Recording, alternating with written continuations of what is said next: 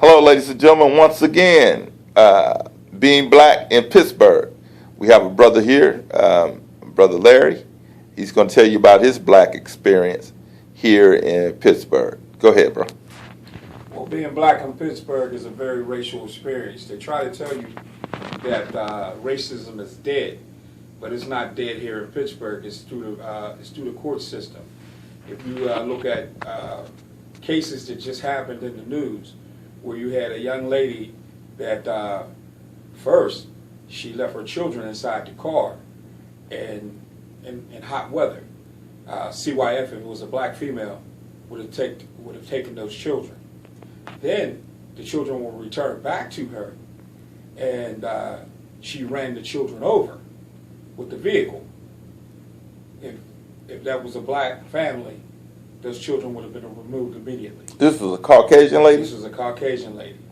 And it's in the news media as of today. And third, what she did was she drowned her kids after this.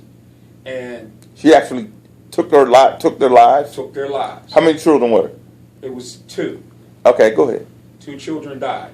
One died later on at the hospital, I think in about 3 or 4 days. Then you had a case in the news where clearly a black young lady was mentally disturbed, clearly mentally disturbed from the first time that she had taken another black lady's child from the hospital. But you could tell that she had some mental health issues.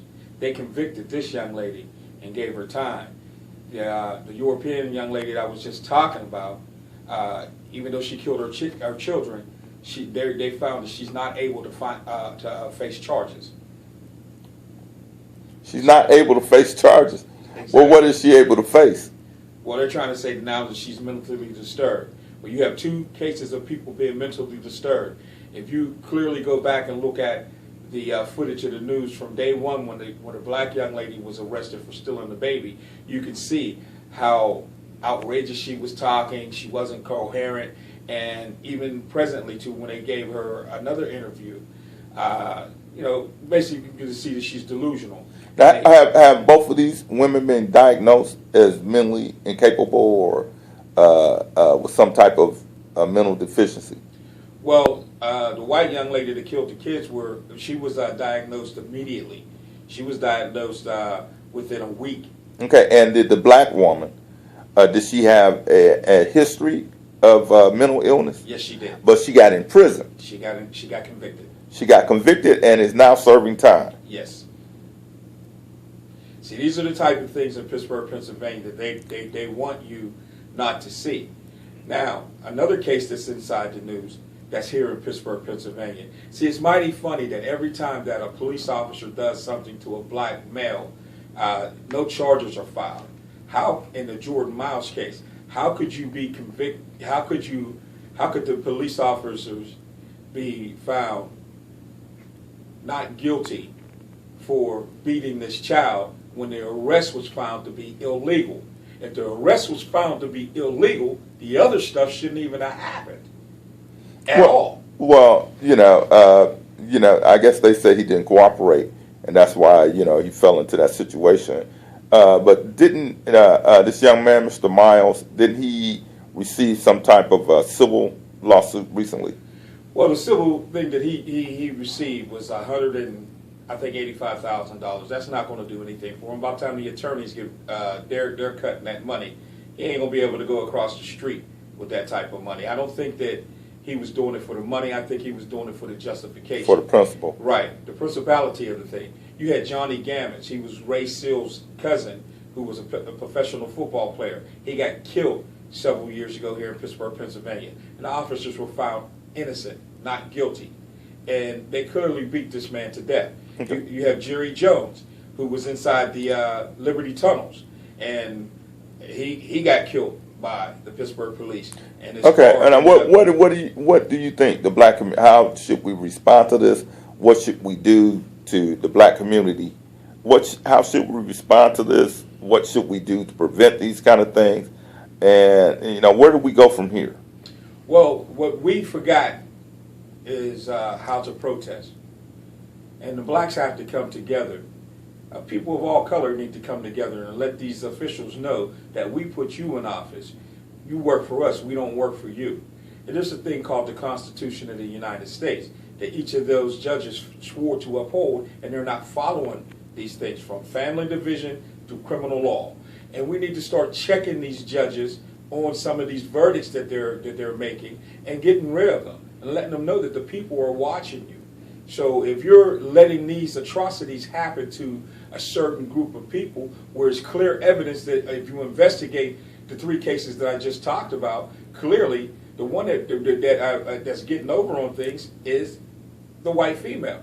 Because here it is, from day one, if you would have left, if a black person out, ask any black person in this city, if they were to leave their children in the car with the windows left up, would they have their children right now?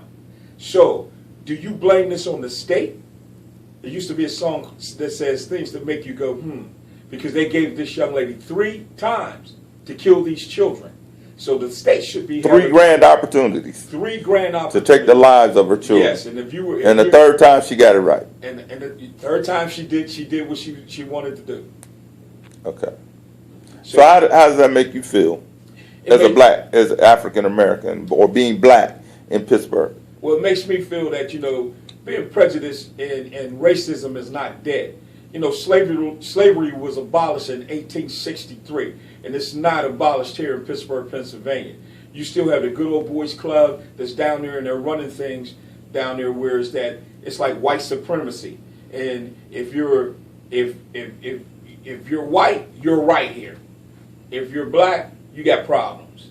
And they don't want to look at the problems, but these racist situations need to be addressed. Okay. It needs to have some type of public forums. But we're not going to do anything for our people because we've let all the work of the hard-working civil rights leaders from yesteryear, they're turning in their graves. That changed this city, that protested for this city. These people won't even come out and protest. You have a baby that was assassinated, and these people won't even come out. Black people. You're talking about Marcus L. White Jr. Right. They will not come out and protest, but they shut down downtown Pittsburgh for a dog. For Trayvon Martin And a dog. Let's get to the dog part. Now, they wanted us to feel sorry for this dog getting killed. Well, that dog was the ancestors of the dogs that bit my ancestors in the butt.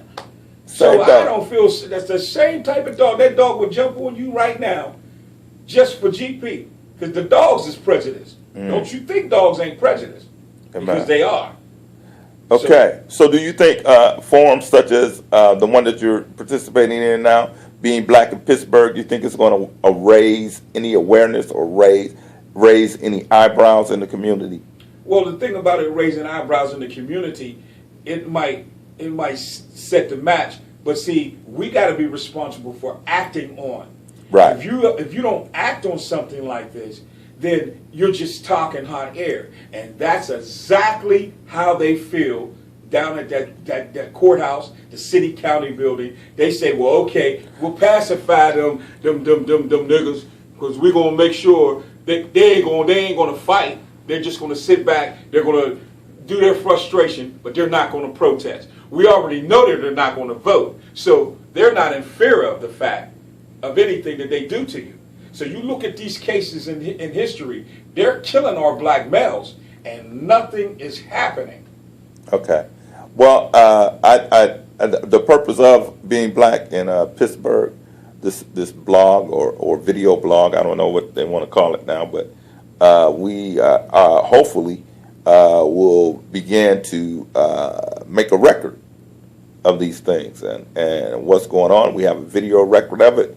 We're going to be visiting court rooms. The traffic court is our first target. We want to find out why and how is it that we pay the most fines, yet we own the least amount of cars. And probably because most of the cars that we own aren't really as nice as the maintenance part of it. We can't hardly afford things. And we're going to, actually get on the bus and talk to people on bus routes and ask how many of you have driver's license, how many of you have had driver's license, how many of you have had your driver's license taken. We're going to look at DUIs and how they're sentenced, the disparity in sentencing and suspensions in traffic court. And we're going to actually try to accumulate a library of these things, and then we're going to try to do something about it. So thank you for participating with Being Black in Pittsburgh. You got to look at these things as racial profiling. If you don't look at it in the correct light, it's going to slip up under the rug. So you have to look at this whole system as the report with the parking violations, right, and blacks not having their license and their license being taken away from them. It's racial profiling. If I can stop you from making your monies or having the ability to have transportation to get to a job, I enable you to succeed or to make monies. So the system is about recidivism. Oh, that's understood. That's understood. In jail. But we're going. Jails that's why we're big attacking business. Jails are the new slavery, and that's what it's about. All right. Thank you, brother. And keep on being black in Pittsburgh Every day.